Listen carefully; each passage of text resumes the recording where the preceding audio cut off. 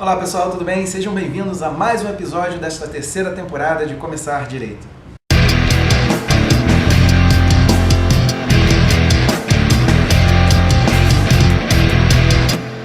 Bom, gente, sejam bem-vindos a mais um episódio, muito bom estar aqui com vocês. Eu queria aproveitar para pedir que você, por favor, não esqueça de clicar lá na notificação, no sininho, para que você possa receber os novos vídeos que nós estamos preparando, tá?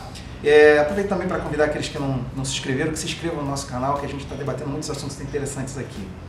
Bom, pessoal, hoje eu queria falar com vocês sobre um assunto que, para ser sincero, eu deveria ter falado lá atrás.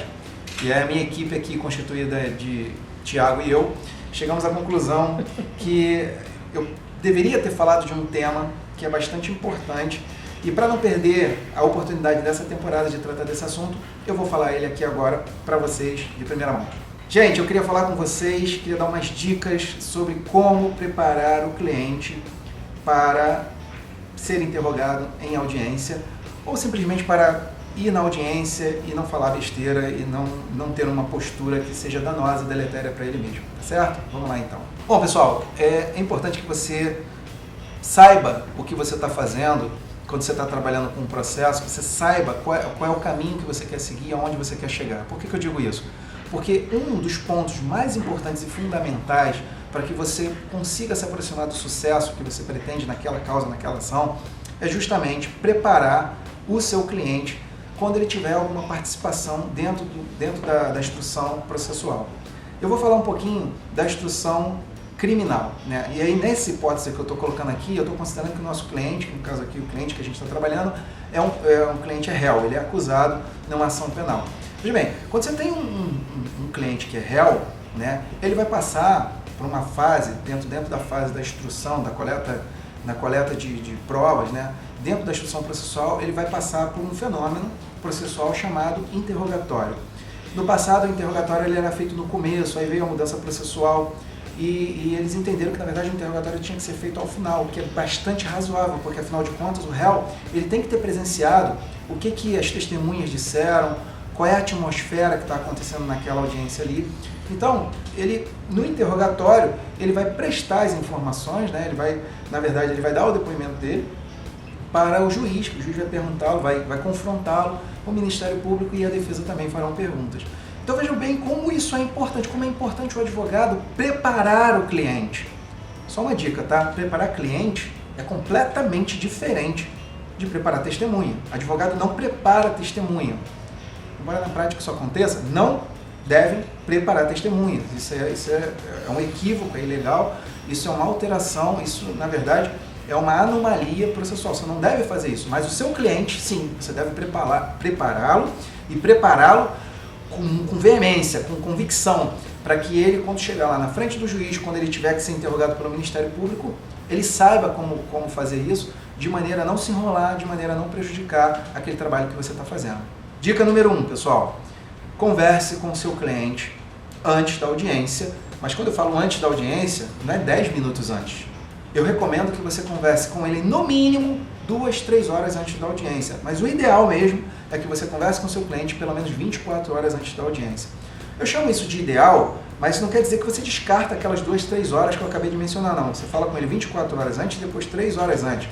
Com isso você consegue renovar aquelas tratativas, aquelas questões que você já havia colocado no dia anterior, um pouquinho antes da audiência, para ele ir com a cabeça fresca, para ele ir tranquilo. Você precisa demonstrar para o seu cliente que ele pode confiar em você, que ninguém vai fazer nada contra ele justamente porque você, advogado, está ali do lado dele, né? Faz pouco tempo eu estive numa incursão numa delegacia aqui no Rio e o meu cliente, coitado, ele era vítima numa situação de estelionato e ele acabou sendo envolvido numa situação que ele absolutamente tinha nada a ver com aquilo e ele precisou fazer um exame pericial grafotécnico. O pobre coitado do homem estava muito nervoso, né? Eu, percebendo o nervosismo dele, eu segurei no ombro dele e falei para ele: olha, o senhor pode ficar calmo que eu estou aqui e nada irá acontecer com o senhor. Embora ele fosse apenas uma vítima, a hostilidade do ambiente de delegacia oprimiu o cliente. Mas o fato de eu estar ali do lado dele e apresentar a ele um conforto, apresentar a ele uma solução psíquica, emocional, fez com que ele conseguisse desenvolver a tarefa que ele precisava desenvolver e terminar o trabalho que precisava ser terminado ali naquele momento. eu estou falando aqui de um exemplo de delegacia. Agora você imagina uma audiência, onde tem lá um juiz, um promotor de justiça cheio de sangue no olho, aquele monte de gente, às vezes vem o pessoal assistir a audiência, os advogados da parte ex-adversa, assistente de acusação. Então o seu cliente, ele fica muito em evidência, mas é uma evidência hostil. Então ele precisa enxergar em você a segurança e a tranquilidade que a sua presença ali torna tudo muito seguro para ele. Esse é o primeiro ponto. Então você tem que transmitir segurança para o seu cliente, ele tem que confiar em você, tá? Você tem que estabelecer esse eixo de confiança com o seu cliente, ok? Na prática, o que você precisa fazer então para tornar execuível e qualitativo o interrogatório ou o pronunciamento do seu cliente numa audiência? Dica número 2, você precisa roteirizar o que vai acontecer. Você tem que dizer para ele quem vai falar o quê, porque você como advogado, você tem uma visão de perspectiva do caso. Então, se você está sofrendo uma acusação, é óbvio e evidente que o Ministério Público ele vai tentar ratificar essas acusações durante a audiência. E aí, ele vai começar pelo básico, ele vai perguntar se a pessoa fez ou deixou de fazer, em que contexto ela estava, qual era a relação que ela tinha com a eventual vítima, ou com os fatos e tudo mais. Então, você já tem uma visão de perspectiva sobre as perguntas que serão feitas para o seu cliente. E essas perguntas serão feitas tanto pelo juiz ou pelo Ministério Público, tá? Então, roteirize para o seu cliente quais são as fases e o que possivelmente será perguntado para ele. E aí você trabalha essas respostas para o cliente. Aí as pessoas que são muito puras vão dizer assim, mas o seu cliente precisará dizer a verdade. É claro que não. O seu cliente, preste atenção, eu estou falando aqui uma questão técnica, gente, eu não estou falando de moral, eu não estou tratando aqui questões poéticas, eu já falei disso em outros vídeos. Aqui é um olhar de advogado para advogado, tá? Por favor, então se aparecer um leigo no canal e me ouvir falando isso, eu não estou fazendo aqui apologia às coisas erradas e indevidas, não. Estou falando de uma estratégia técnico-jurídica. E como estratégia técnico-jurídica, o réu ele tem inclusive o direito de mentir, porque ele tem que fazer tudo o que ele precisa para se defender, né? Então, veja bem, não estou fazendo apologia à mentira, mas ele inclusive você pode ajudar ele a trabalhar respostas que tenham consistência dentro daquele contexto ali da instrução processual, ok? Dica número 3. Há situações que você precisa ficar muito atento, porque às vezes o promotor de justiça está lá, cheio de ódio no coração para pegar o seu cliente em alguma resposta que eventualmente ele possa dar errado. Às vezes a situação se mostra muito hostil e ela compõe uma armadilha para o seu cliente. Você sabe que se o Ministério Público abrir a boca e começar a fazer pergunta para o seu cliente, ele provavelmente vai desmoronar. Você tem que conhecer o seu cliente, você tem que saber até onde ele consegue ir, até onde a perna dele alcança.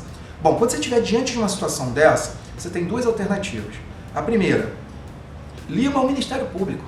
O seu cliente não é obrigado a responder as perguntas do Ministério Público. Então você, audaciosa e ousadamente, respeitosamente vira para o juiz e fala, pela ordem, o meu cliente foi recomendado que ele não responda às perguntas do Ministério Público. E se alguém botar pressão, se você pegar um juiz com espírito de promotor de justiça e ele colocar pressão, o que você faz? Você enche o peito de ar e fica firme na posição. Não se move, porque o juiz não vai poder fazer nada, ele não vai poder obrigar a submeter o seu cliente a responder perguntas do Ministério Público. E aí o que você faz para dar uma aliviada? Você fala que o seu cliente eventualmente ele pode responder as perguntas do juízo. Uma estratégia que eu acho interessante é você quebrar a acusação, mas você colaborar com o juízo, entende? Você não precisa colaborar com a acusação, mas é interessante em algumas situações você colaborar com o juízo. Isso diminui um pouco a tensão, porque o que o promotor quer é acusar e condenar o seu cliente. É diferente, pelo menos em tese, daquilo que o juiz quer. O que o juiz quer é entender a situação. Então, colaborando com o juiz, ou eventualmente você preparando o seu cliente para falar com o juiz, para responder as perguntas do juiz, você está fornecendo subsídio para que ele compreenda aquilo. No entanto, se você permitir, às vezes, que o seu cliente fale com o promotor de justiça, o promotor de justiça pode criar uma roteirização de perguntas que pode vir a complicar o seu cliente, porque ele está com a intenção de querer condenar o seu cliente, tá? Existe uma ficção jurídica, uma utopia, e eu ouso dizer que é uma utopia achar que o Ministério Público, em ação penal, ele tem a função de custos legis. O que é a função de custos legis? É aquela em que ele é fiscal da lei, então ele como fiscal da lei, ele quer ver se está tudo certinho, e que o que importa é descobrir a verdade, porque ele não quer a condenação do seu cliente. Meu amigo, chupa aqui para ver se sai Coca-Cola. O Ministério Público ele quer que o seu cliente seja condenado. Então você não vai ser o bobinho de achar que ele está na função de custos legis para saber a verdade. Ele quer a condenação e acabou. Então você tem que tomar muito cuidado com isso, muito cuidado. Eventualmente você não vai autorizar o seu cliente a responder perguntas do Ministério Público, mas eventualmente vai permitir que ele responda as perguntas do juiz. Quem escolhe isso é a defesa técnica, não é o juiz. É você como advogado, você que tem as rédeas da defesa na mão. Agora, se você perceber na audiência que o seu cliente está fragilizado, ele não tem um aporte emocional suficiente para lidar com perguntas, interrogatório, e a situação dele é complicada, as provas militam em desfavor dele, e você tem um juiz lá que tem aqueles olhos do capeta querendo pegar o seu cliente, o que você faz? Você simplesmente lança a mão do direito de ficar em silêncio. Não tenha medo disso. O silêncio ele não pode ser tratado em desfavor do seu cliente. O seu cliente tem o direito de permanecer calado mesmo diante de um juiz, mesmo no interrogatório de uma ação penal. Entendeu? Então, essas dicas que eu estou dando aqui, elas são dicas eminentemente práticas, né? Você não vai ler isso em manual, você não vai ler isso em lugar nenhum. Isso é o que acontece no dia a dia. São estratégias que você precisa aplicar para conseguir defender o seu cliente, para que na prática você consiga um resultado favorável para ele. Se não conseguir absolvição, pelo menos mitigar a pena. Tá bom, pessoal? É isso aí. Um forte abraço. Bom, pessoal, esse foi mais um episódio de Começar Direito. Nós estamos aqui na nossa 3ª temporada. Eu queria agradecer a vocês por participarem aqui do nosso canal, enviando comentários, perguntas, debatendo. Eu fico muito feliz com essa participação em massa que o pessoal está tendo. Eu queria convidar aquelas pessoas que não se inscreveram, que se inscrevam no nosso canal. É muito legal, a gente aqui está fazendo um trabalho do bem e a ideia é tentar ajudar o máximo possível de pessoas. Então a gente convida você a vir fazer parte desse nosso grupo seleto, onde ao invés da gente ficar conversando abobrinha e ficar tocando fogo no corpo, a gente fica aqui trocando dicas práticas sobre direito e sobre a prática forense. Então, quem não se inscreveu, se inscreve no nosso canal, não esquece de dar um like lá na nossa página no Facebook, tá? E não esquece também de clicar lá na notificação do sininho para que você receba os informes dos novos vídeos que nós estamos produzindo. Gente, muito obrigado. Eu queria mandar um forte abraço para vocês todos. Fiquem com Deus. Aguardo vocês aqui no próximo vídeo. Até a próxima e lembre-se que pensar é bom para todos. Tchau, tchau.